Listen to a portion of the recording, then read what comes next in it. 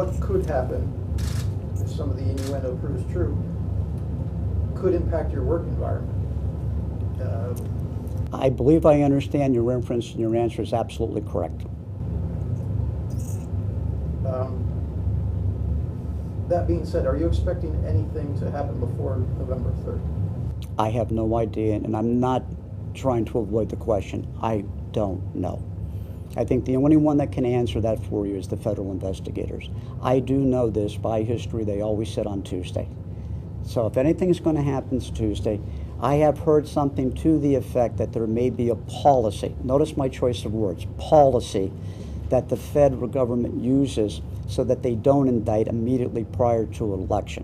Whether that's true or not, I don't know. That's getting back to rumor, innuendo, reference without a support base. That's not something you rely on. You rely on facts. And you see, in the 6 years, I have to make those decisions as to what the facts are. The law is always the same. What changes the decision isn't the law, it's the facts.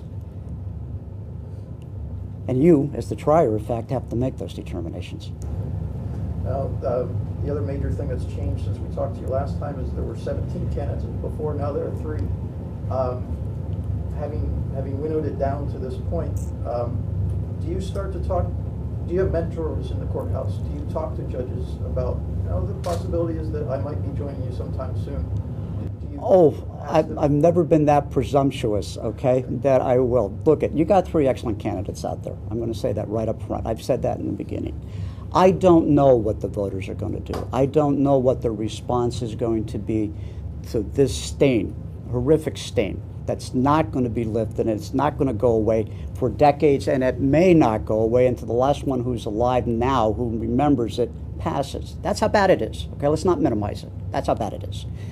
I see, and probably the judge I've seen most lately is Judge Tom Burke, because I do see him on the campaign trail, and we do talk. And of course, I do see Judge Morosky. He's my boss.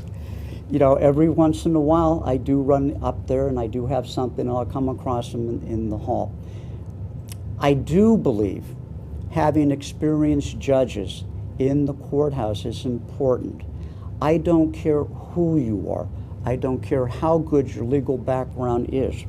When you move from being a zealous advocate for a client and you leave that role, because that is your role as a litigator, to move into the bench, it's a different skill set. It really is. You're not an advocate anymore.